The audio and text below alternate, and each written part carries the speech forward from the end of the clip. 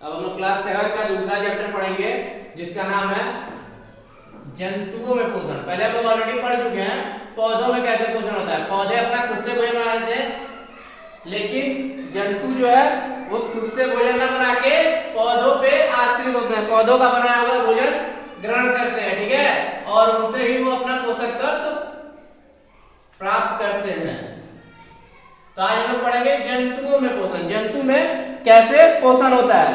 हरे पौधे तो खुद भोजन बनाते थे और उसी से अपना भोजन बना के अपना पोषक तत्व प्राप्त करते थे, लेकिन जंतु जो होते हैं तो उनमें क्लोरोफिल नहीं होता है, ठीक है। तो क्लोरोफिल नहीं होने के कारण वो जो है अपना भोजन स्वयं नहीं बना सकते हैं, पौधों के बनाए हुए भोजन पे आश्रित होते हैं। किस पे आश्रित होते हैं?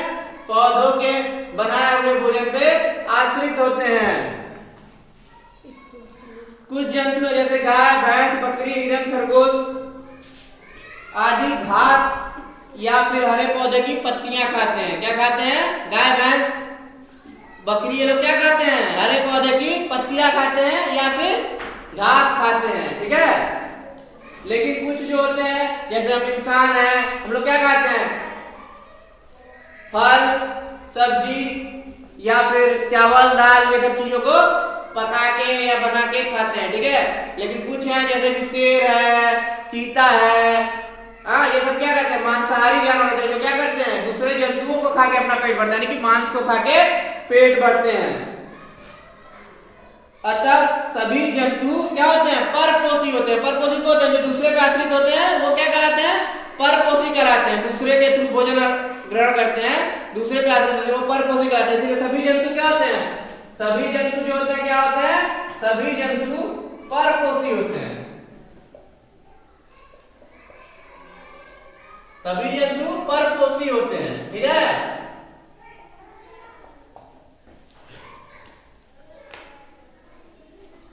जंतु भोजन में उपस्थित पोषकों जैसे कार्बोहाइड्रेट, प्रोटीन, वसा। पहले बताया था पोषक तत्व कौन से होते हैं? जनरली कार्बोहाइड्रेट,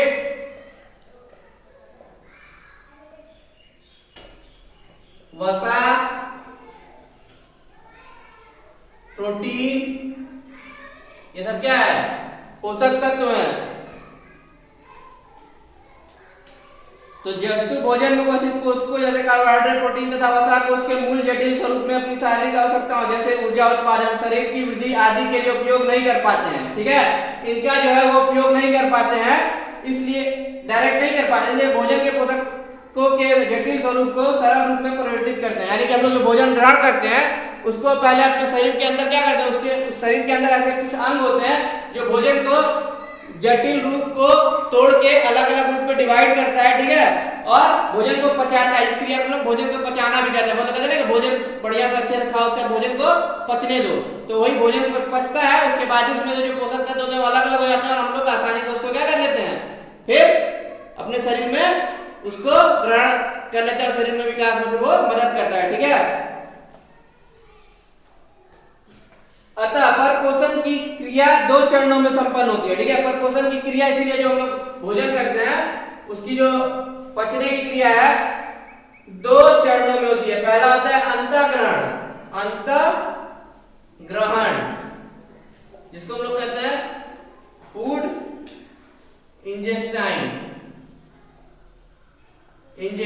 फूड इंजेक्शन, अर्थात भोजन को शरीर के भीतर ले जाना, ठीक है। पहले हम लोग खाते हैं तो शरीर में जो भोजन खाते हैं तो भोजन पहले ग्रहण करते हैं, ठीक है। जब भोजन ग्रहण हो जाता है तब दूसरा जो है, पहला हो गया ये कि हम लोग जो भोजन करते हैं वो हो गया अंतःग्रहण और दूसरा हो गया सरलीकरण, ठीक है। दूसरा क्या हो गया? सरलीकरण। ये भोजन की पचने की प्रक्रिया, मतलब क्या होगा? भोजन के पचने की प्रक्रिया। पहला हो गया भोजन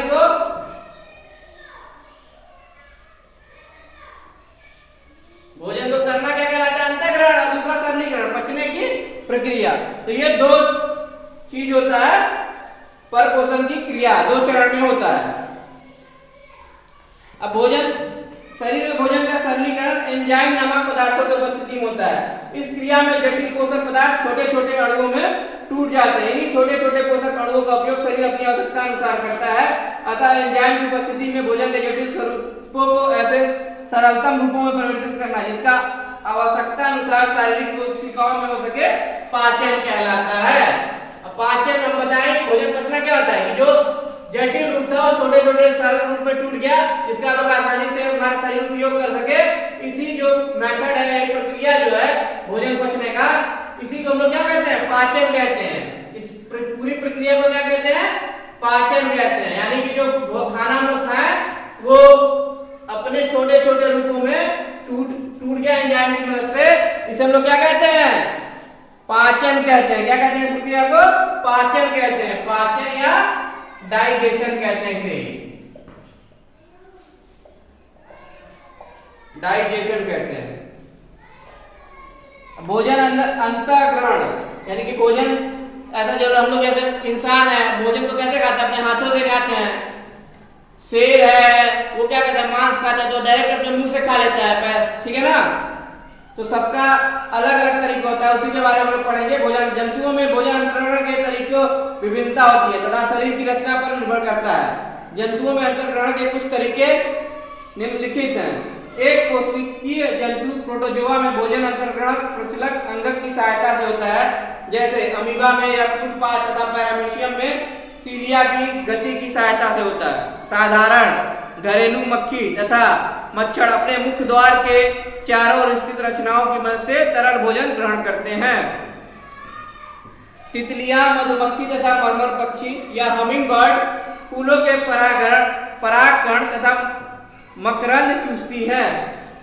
जो आकार में सबसे छोटी पक्षी है ये मात्र 5 से 20 सेंटीमीटर की होती है। ये ऊपर नीचे दाएं बाएं सभी दिशाओं में सीधे उड़ान भरने में सक्षम होती है।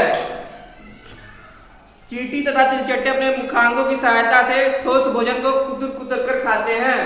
घोंघा सरस तथा गूदेदार जलीय पौधों को कुतर कर खाते हैं। इसके अतिरिक्त ये मिर्च जंतुओं के उत्तकों को भी भोजन के रूप में ग्रहण करते हैं। तारा मछली ऐसे जंतुओं को खाने में सक्षम होते हैं जिनका कोमल शरीर कैल्शियम कार्बोनेट के बने कवच के अंदर बंद होता है। सर्प जैसे अजगर अपने मुख से बड़े बड़े जंतुओं के पूरे शरीर को निकल जाता है। छिपकली जीवित कीटों को खाती है या अपने जीव को अत्यंत तीव्रता के साथ झटके से शिकार पर फेंककर उसे पकड़ लेती है, फिर जीव को शिकार के साथ लपेटकर तेजी से मुख के भीतर खींच लेता है। बाज चील जैसे पक्षी छोटे छोटे जीवित पक्षियों, चूहों, गिलहरी, खरगोश जैसे छोटे जंतुओं का शिकार करके खाना खाती है। गौरैया अपनी चोंच से अनाज के दाने तथा कीड़े मकोड़ों को पकड़ खाती है। मानव शिशु तथा इसके जैसे अन्य स्तनधारी जंतु शिशु अपनी मां के स्तन से निकलने वाला जूस चूसते हैं।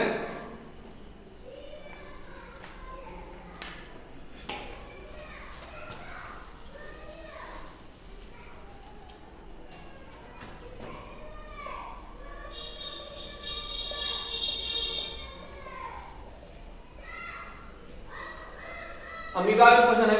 अमीबा क्या है? एक कोशिकीय प्राणी है। इसका आकार जो है निश्चित नहीं होता है, ये अपने आकार को हमेशा चेंज करता रहता है। ठीक है, ये अपने आकार को चेंज करता रहता है। इसके आकार में कूटपाद बनते हैं। ठीक है, छोटा छोटा कूटपाद बनता है, उसी की मदद से अपने भोजन को ग्रहण करता है। अमीबा का भोजन शैवाल के छोटे छोटे टुकड़े, बैक्टीरिया, डाइटम्स, अन्य छोटे कोशिकीय जीव तथा मृत कार्बनिक पदार्थ के छोटे छोटे टुकड़े इत्यादि हैं। अन्य जंतुओं की भांति अमीबा में भी पोषण अंतःग्रहण, पाचन, स्वांगीकरण तथा बहिष्करण प्रक्रिया द्वारा पूर्ण होता है। अब हम लोग पढ़ेंगे अमीबा का पोषण हो गया।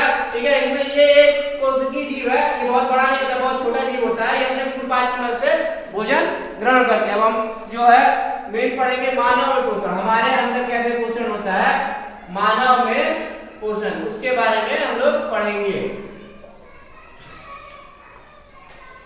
मनुष्य तथा सभी उच्च श्रेणी के जंतुओं में भोजन के अंतर्ग्रहण तथा पाचन के विशेष अंग होता है जो आहार नाल कहलाता है। आहार नाल के द्वारा ये लोग क्या करते हैं?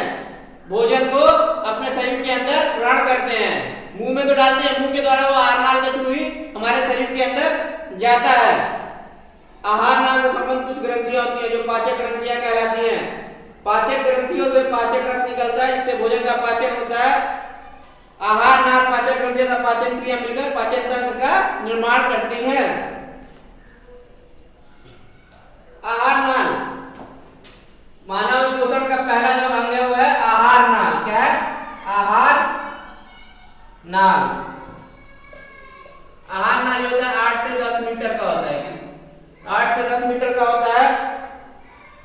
आहार नाल कई भागों में विभक्त होता है। मुख एवं मुख गुहा, ग्रास नली, अमाशय, ग्रहणी, छोटी आंत, बड़ी आंत, मलाशय, आहार नाल के साथ यकृत, पित्ताशय तथा अग्नाशय भी जुड़े होते हैं।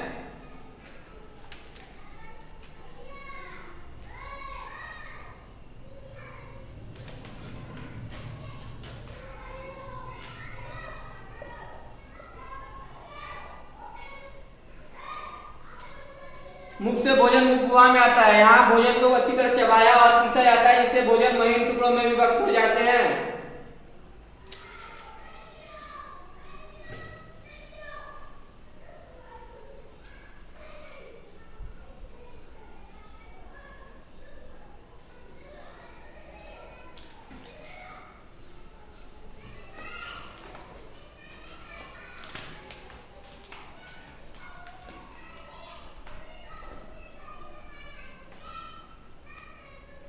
मुख गुहा में भी बहुत सारी रचनाएं होती है, जिसमें आता है मुख गुहा में क्या क्या होता है, जीभ होता है, दांत होता है और लार ग्रंथियां होती है। लार ग्रंथियां होती है। जीभ तो सबको ही देखा हुआ है, ठीक है। यह मोटी मांसल रचना जिससे हम हर दिशा में घुमा फिरा सकते हैं। इस कारण भोजन के साथ आहार आसानी से मिल जाता है एवं भोजन मुलायम हो जाता है। दांत, दांत तो सबको ही देखा हुआ है, दांत सभी के पास है। 6 से 8 साल तक का दांत क्या होता है, दूध वाला दांत होता है, जो कि ज्यादा से ज्यादा 20 होता है और वो 6 से 8 साल की अवस्था तक टूट जाता है। उसके बाद जो होता है परमानेंट दांत निकलता है, जो कि 32 होते हैं। कितने होते हैं? 32 दांत होते हैं टोटल वयस्क इंसान में, जिसकी मदद से हम लोग भोजन को क्या करते हैं, कुतरते हैं, चीरते हैं या फिर पीसते हैं और खाते हैं। दांत का भी 4 टाइप है, इंसाइजर, केनाइन, प्रीमोलर और मोलर। दांत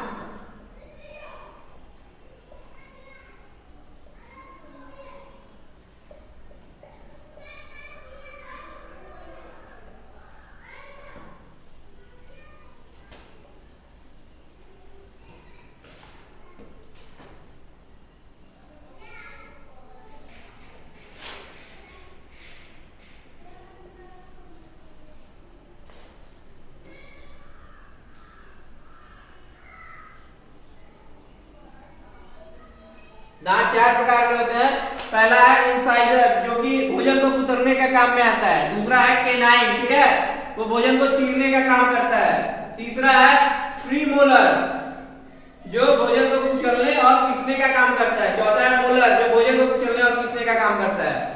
इंसाइजर जो होते हैं वो होता है 8 होता है। इंसाइजर कितना दांत होता है? 8 होता है। केनाइन कितना होता है? 4 होता है। प्रीमोलर हो जाता है 8 होता है और मोलर 12 होता है। 12 8 20, 20 8 28, 4 32, टोटल हो गया 32 दांत, ठीक है ना।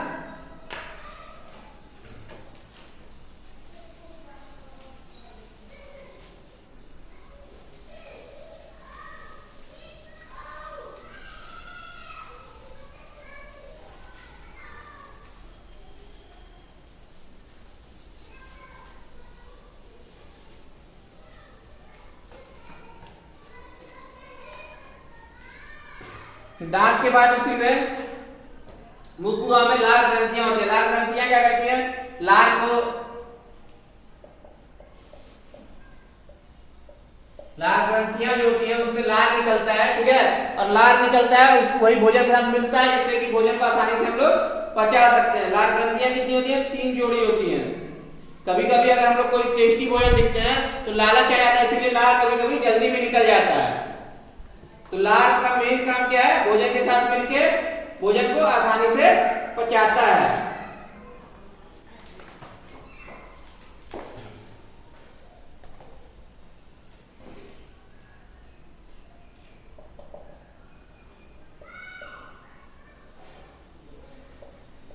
मुख गुहा से भोजन कहाँ जाता है? लार मिल जाता है उसको, भोजन ग्रास नली में पहुंचती है। ग्रास नली में गर्दन होती हुई वक्ष गुहा में पहुंचती है। वक्ष गुहा के नीचे अमाशय में खुलता है। ग्रास नली में भोजन का पाचन नहीं होता है। ग्रास नली में भोजन नीचे की ओर सरकता है। ग्रास नली में कुछ नहीं होता है, बस ग्रास नली में जो भोजन हम लोग किए रहते हैं उसके साथ लार वगैरह मिलके ये दांत से चबाते हैं उसको, छोटे छोटे टुकड़ों में जब वक्त हो जाता है तो ग्रास नली की मदद से वो नीचे धीरे धीरे सर के आहार नाल में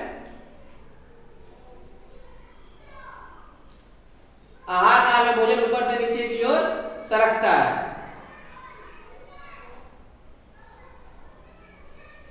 उसके बाद भोजन जो कहां पहुंचता है, अमाशय में पहुंचता है। भोजन कहां पहुंचता है, अमाशय में पहुंचता है। ग्रास नली अमाशय में खुलती है। अमाशय एक बड़ी थैली के समान रचना है। आहार नाल का सबसे चौड़ा भाग है। इसके भीतरी दीवार पर जठ ग्रंथियां या गैस्ट्रिक ग्रंथियां होती हैं, जिससे विशेष प्रकार का अम्लीय रस निकलता है, जिसे जठर रस कहते हैं। इसमें क्या होता है, जठर रस होता है, जठर रस। ठीक है, जठर रस क्या करता है, हाइड्रोक्लोरिक अम्ल और एंजाइम होता है जठर रस में, जो कि भोजन को अम्लीय बना देता है, जिससे एंजाइम उस पर आसानी से कार्य कर सकते हैं। हाइड्रोक्लोरिक अम्ल भोजन में उपस्थित बैक्टीरिया का नाश कर देता है। हाइड्रोक्लोरिक अम्ल क्या करता है, जठर अम्ल क्या करता है, जो बैक्टीरिया होती है भोजन में उसको वो खत्म कर देता है।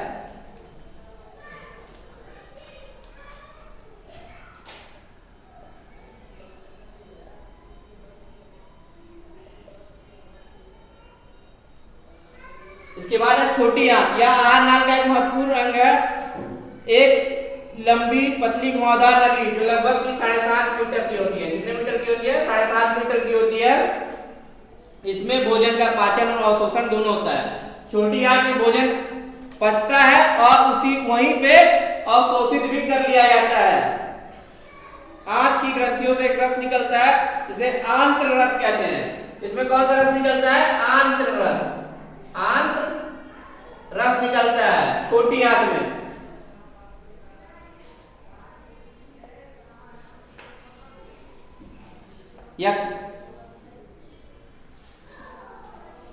छोटी आंत में भोजन का अवशोषण। छोटी आंत की दीवार में रक्त कोशिकाएं की जाल के समान रचना होती है।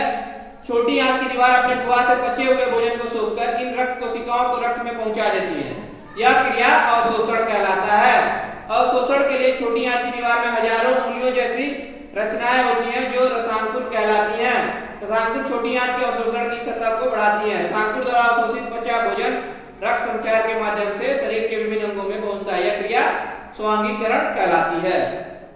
इसके बाद है बड़ी आंत।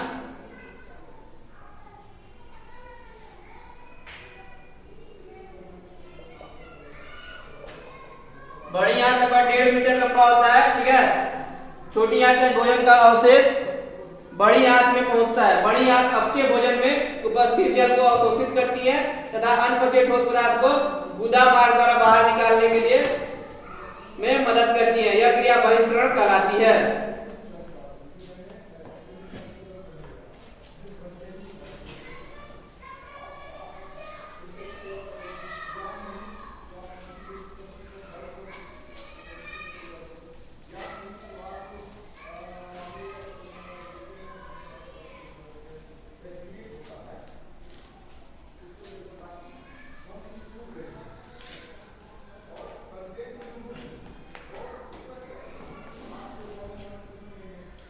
छिद्रित पेट या उदर की कहानी। अमाशय की कारण खोज अत्यंत रोचक है। इसका अध्ययन सर्वप्रथम अमेरिकी फौज के चिकित्सक डॉक्टर विलियम ब्यूमोंट ने किया था। 1822 में एलेक्सिस सेंट मार्टिन नामक एक व्यक्ति बंदूक की गोली से घायल हो गया।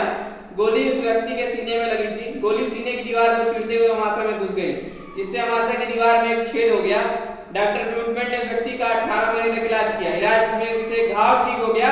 उस व्यक्ति की जान तो बच गई, परंतु अमाशय का छेद उसी प्रकार रह गया। चिकित्सक ब्यूमोंट ने उस छेद से अमाशय के भीतर एक नली घुसाकर उसके भोजन का अध्ययन करना प्रारंभ किया। 9 वर्षों तक लगातार अध्ययन के बाद ब्यूटमेंट में जो निष्कर्ष निकाला वह इस प्रकार है। अमाशय में भोजन का मंथन होता है। अमाशय की दीवार से निकलने वाले रस से भोजन का पाचन होता है। अमाशय अंत में आंत से जुड़ा होता है। अमाशय में पाचन के बाद ही भोजन आंत में प्रवेश करता है। अब हम लोग पढ़ेंगे पाचन संबंधी बीमारियां। पाचन संबंधी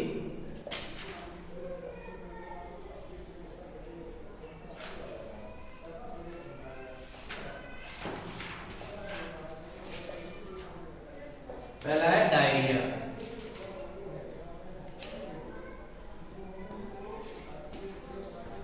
डायरिया में क्या होता है, व्यक्ति को बार बार पतला पैखाना होता है, ठीक है।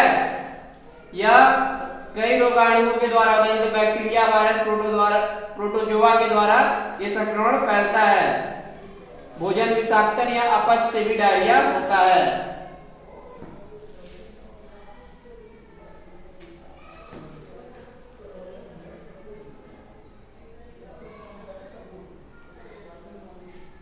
लगातार दस्त होने से शरीर में जल एवं आवश्यक लवण की कमी हो जाती है, यह अवस्था निर्जलीकरण कहलाता है। और डायरिया में हम लोग क्या करना चाहिए, ओआरएस घोल को पीना चाहिए, ओआरएस घोल पीना चाहिए, जिससे कि जल की कमी नहीं होगी शरीर में।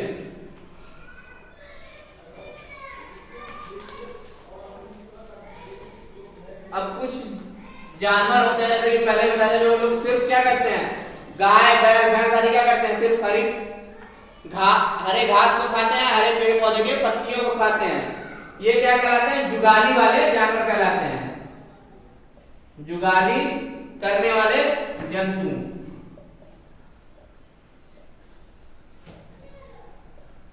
जंतु देखे होगे सब तो मुंह चलाता रहता है ज्यादातर गाय भैंस, ठीक है। इसमें क्या होता है, इसमें अमाशय जो होता है वो 4 पार्ट में बटा होता है। प्रथम अमाशय या रुमेन कहलाता है वो, ठीक है। इन जंतुओं में क्या होता है, अलग तरह का अमाशय होता है। पहला होता है प्रथम अमाशय या रुमेन, दूसरा कहलाता है द्वितीय अमाशय, तीसरा कहलाता है तृतीय अमाशय, चौथा कहलाता है चतुर्थ अमाशय। 4 पार्ट में बटा होता है।